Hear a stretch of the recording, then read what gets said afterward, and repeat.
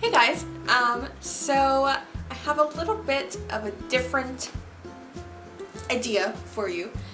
I love watching story times, and I wanted to start kind of putting up some of my own. I don't have a lot right now, but I do have a few. Specifically, I'm gonna maneuver here, specifically of the paranormal kind. I really love watching these types of story times. As I said in my Get Ready With Me, I have recently fallen in love with Haley Reese, Loie Lane, and Andrew TMI. And while watching their videos, I'm like, you know, I have some of my own experiences that I could probably talk about. For those of you who don't know me in real life, I am so obsessed with anything paranormal. I believe wholeheartedly in everything supernatural, like mostly because I've had my own experiences, and I think the world is too big and too vast for there not to be things other than us out there. So I'm going to share with you a few stories that really stick out to me and really solidified for me my belief in anything like this. So let's get started. So my first story actually happened when I was very young. I want to say that I was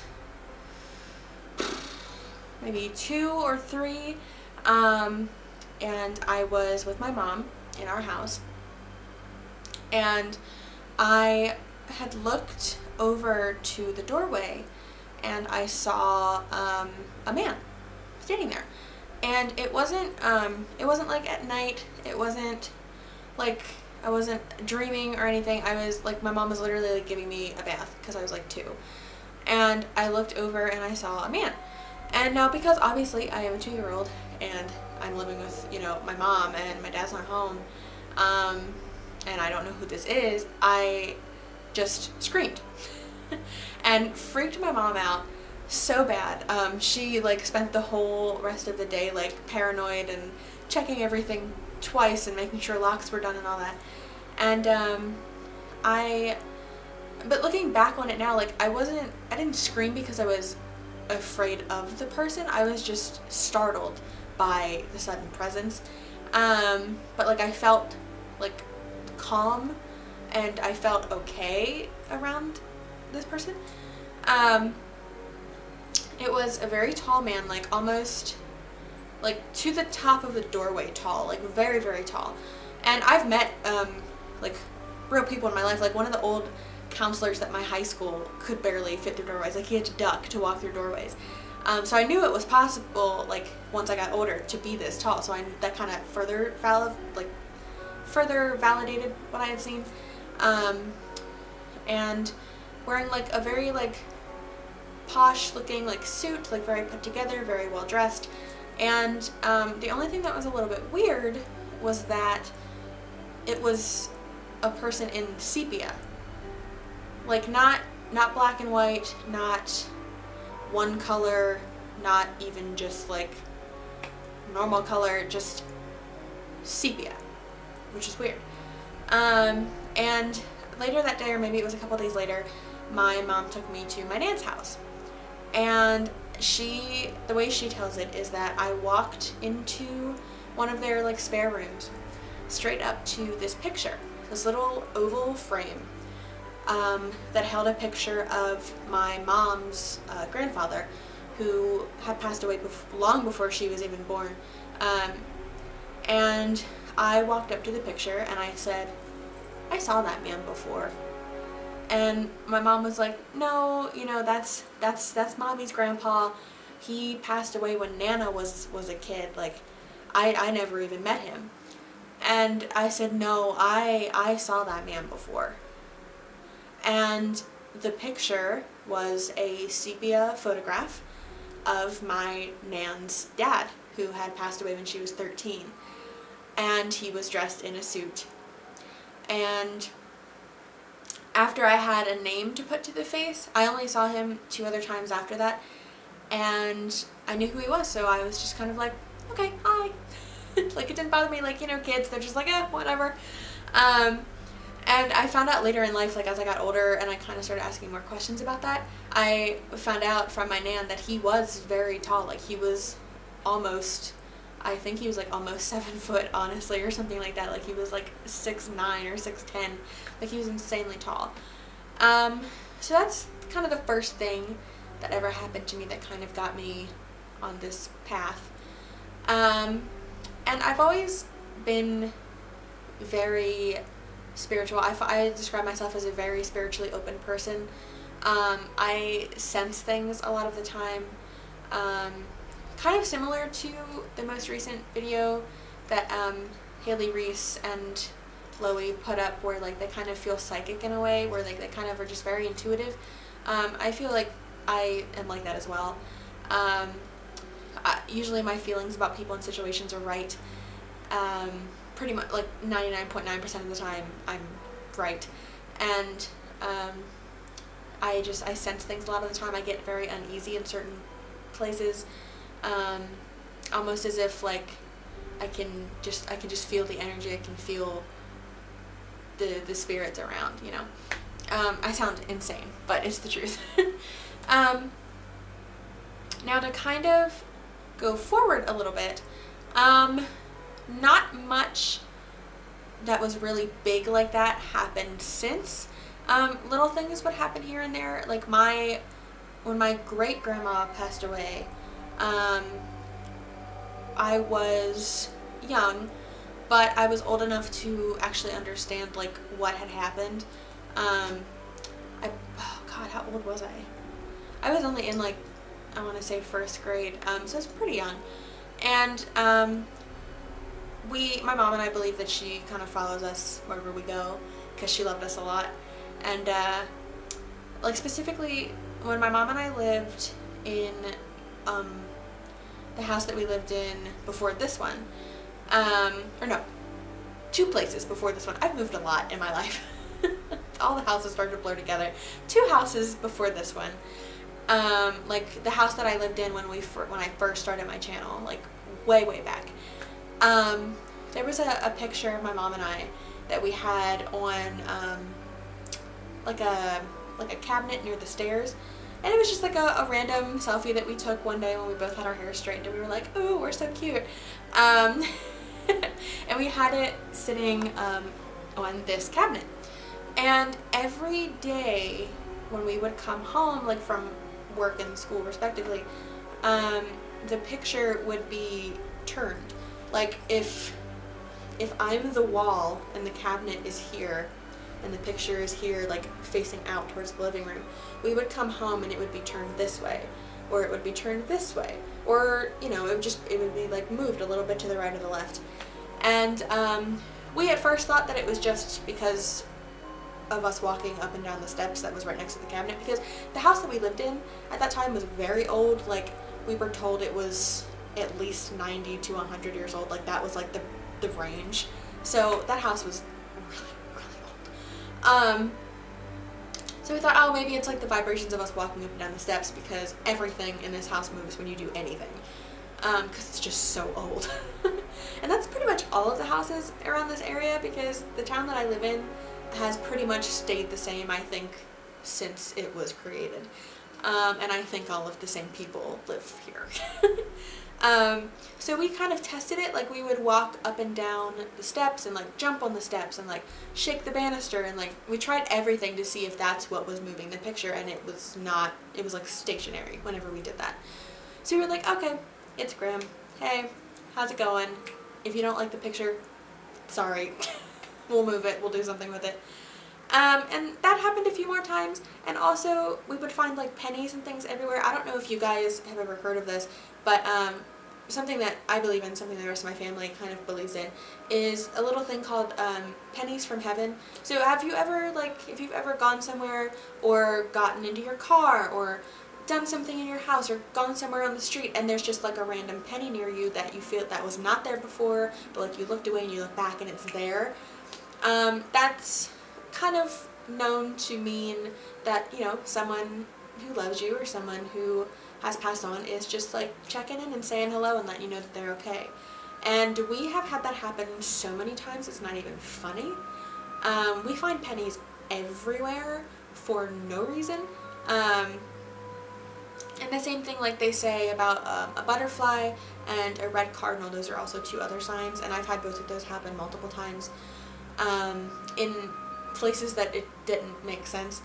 And so like little things like that would happen, and once again, ever since like me being 2 way back when, nothing really big happened until I went to Europe in 2014 with, wow, that's 4 years ago already. That's insane. Sorry. That just made me feel really old. I had just turned 16, and I was going with a group from my school through this company. Oops, sorry, I just hit my light. I was going through my school with this company called EF Tours, and we were going to England, Ireland, Scotland. No, we didn't go to Scotland.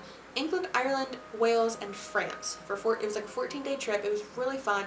I learned so much about myself on that trip. Like, I highly recommend, if you can, travel in your teens, because you will learn so much about yourself, and you'll just have the time of your life.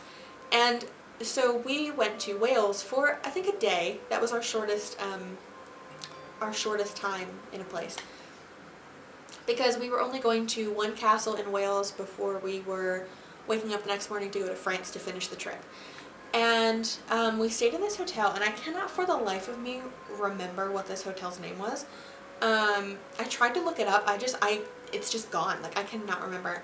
And I know that somewhere in my old suitcase that I took on that trip, I probably still have the itinerary, because I am like a hoarder when it comes to pamphlets. Like, I keep everything. So I know I probably have it somewhere, but we stayed at this hotel, and it was really nice, really pretty hotel. You know, the rooms were gorgeous when we walked in, and we were on, I think, the 2nd or 3rd floor. I think it was the 3rd floor, and each room had like a window wall out to with a sliding glass door out to a balcony. And that night we like sat on the balcony, we drank tea that we made in the room, we talked about the trip, we talked about how much fun we were having, and before we went to bed, there was like this closet in the room, and it was a bright red closet that had a little light bulb on the inside, so if you open the door, light would come on so you could see your stuff. And so we put some of our stuff in there just to like keep it off the floor. We were only staying there for a night, so we were pretty much living out of our suitcase for that one night. And we also had another wall that was all a mirror, which all of us kind of felt uncomfortable with just to begin with, because like, who wants a wall that's just a mirror? Like, it's weird. So, you know, we had gone out that night, walked around the town a little bit, gotten dinner with everybody from our trip. We'd come home ready to wind down. We all, you know, took showers, which, by the way, that hotel, if I can ever remember the name, holy crap, was their shower amazing. Like, it was one of those like rainfall showers where like the thing is above you and it's just like, it was best part of the trip. Like 14 days, and that's the one thing that I will always remember. But so we all did that, and then we were like ready to go to bed, lay down, whatever. So there were 4 of us staying in the room together, and it was my best friend Kaylee, who I used to do videos with way back when I first started this channel, and our other friend Danielle, and our other friend Hannah. And the 4 of us stuck together throughout this trip. Like everywhere we went, we always made sure that we were in the same room together. And so we're getting ready to go to bed. I have my headphones in because I have to listen to like either music or a podcast or something to go to sleep. So I had that on. I think I was listening actually to Shane Dawson's podcast, which was really, really new back then. But I loved it. And so we're laying there, and all of a sudden I hear Danielle from across the room. Now, the way that the room was set up was that the windows that went out and the door that went out to the balcony was here, and then there was like a little bit of like a corner, and then the closet was behind the corner, and Danielle and Kaylee were sleeping in a bed up against the wall over here, so they had a direct line of sight to the closet. And Hannah and I's bed was up against the wall like here. So we had the curtains and the window here, wall, and then just another wall, and we could see the end of their bed, obviously. And Danielle goes, did somebody open the cabinet or the closet? We're like, no. And she goes, well, the light's on. And we all kind of sat up and looked, and both of the doors were shut, but the light was on inside the closet. And we're like, okay, that's weird. Maybe it like short-circuited or something, you know, European circuitry or whatnot. So Danielle goes over, opens the door and shuts it, and the light turns off. We're like, okay, maybe it was just like a weird little thing. Well then, as Danielle is turning to come back to bed, we hear running in the hallway.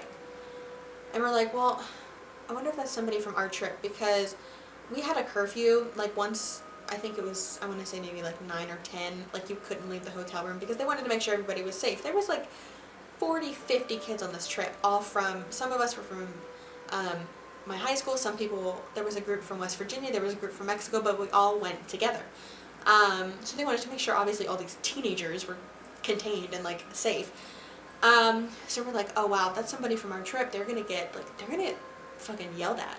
So Danielle goes over to the door and opens it out into the hallway to be like, hey guys, like really, we gotta go to bed, like our teachers are insane, they're gonna yell at us.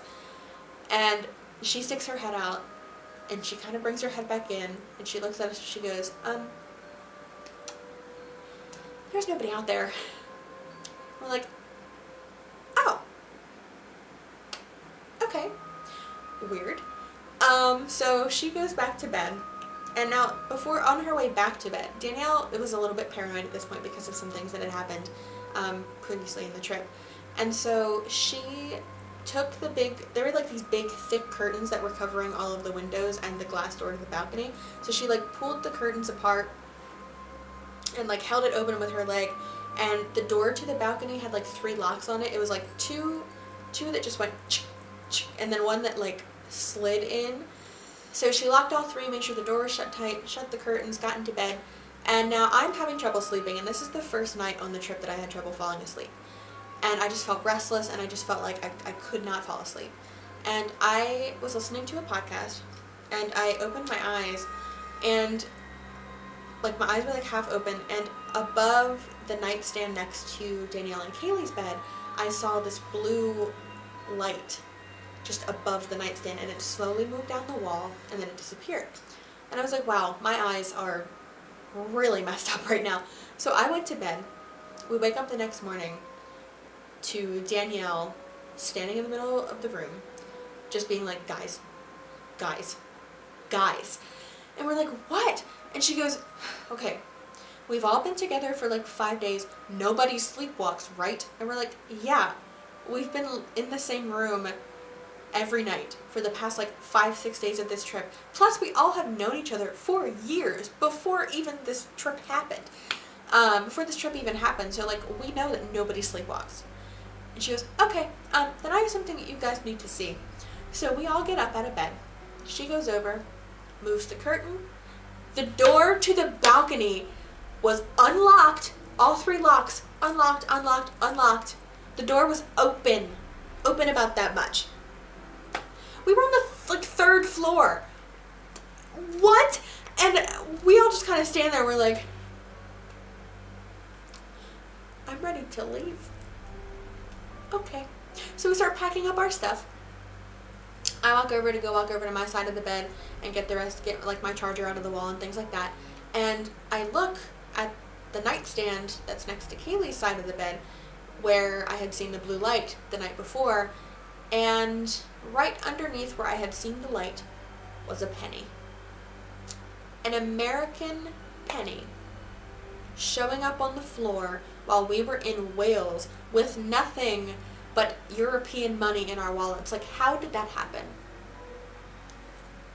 It's been 4 years and I still don't have a good explanation for that. Like, that hotel gave me the weirdest feelings I've ever felt in my life. So we came home. After that, like, nothing really happened. Like, we were fine the rest of the trip, so we came home. And after that, once again, nothing really major happened. Not a lot has gone on. And I've also heard things before, like things that weren't really there, and you know, stuff like that. And like my Nam's dog, Sophie, we had to put her down about 2 years ago now. And it was about a month after we had to do that.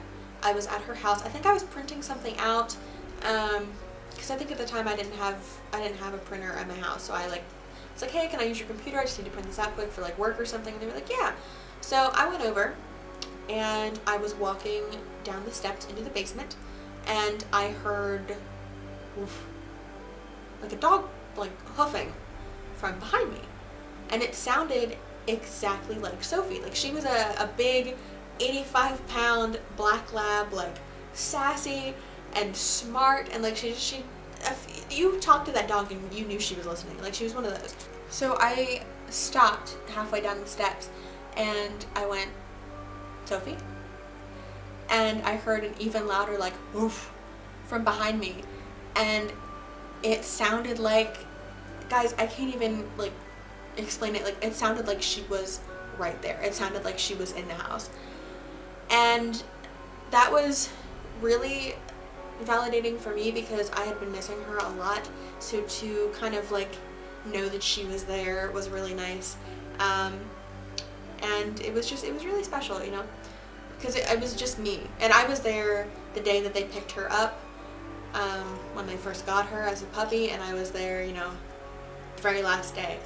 So I always felt really close with her, so to hear that was like really cool. So not even just in my my home life or my travels, also at my high school.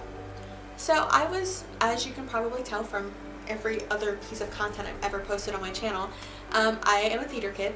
So I did all of the plays, all of the musicals, all throughout high school. I was the president of our drama club for the last 2 years of my high school career. And I put everything I had into that department. Like, oh my god, I spent all my time there. I did everything with like all of my friends are from the theater group at my school. And you know, it's kind of just like a well-known thing by now that every theater ever is haunted in some capacity. But we always knew that ours was. And my freshman year, was it my freshman year? I think it was my freshman year, yeah. My freshman year, we did a play. Well, our play in the fall was actually a collection of little short plays all kind of shoved together. And my friend Katie at the time was in one of these plays where it was like maybe a page long. It wasn't like, none of them were very like long scenes. But she was in one about a sleepover, I think. And my friend Hannah was in it as well. Hannah from the Europe trip. And they did a scene where they were girls. It was 3 girls at a sleepover, and one of them wanted to use a Ouija board, but like they didn't actually use it, but they needed like the box for her to hold up and be like, guys, should we use this? And so Hannah had said, oh, I have one at home. Do you want me to bring it in? And our director was like, yeah, sure, why not? And I'm just sitting there like, don't bring that here. Like, what the fuck? So she brought it, and of course, during our break, in between running the scenes, a bunch of people from the cast wanted to use it. Now, I do not trust them. I will not touch one. I have not touched one. I do not like them at all. I feel very uneasy around them. I don't think that they're a good thing. I don't think that they should be used. But I can't stop a group of 20 people, especially when I'm only friends with like 3 of them at the time. So I sit outside of the circle and just kind of watch. And they start doing it, and one of my friends, whose name is Catherine, was kind of like not the ringleader, but she was the one kind of in control of the whole thing. Like she was asking most of the questions and things like that. And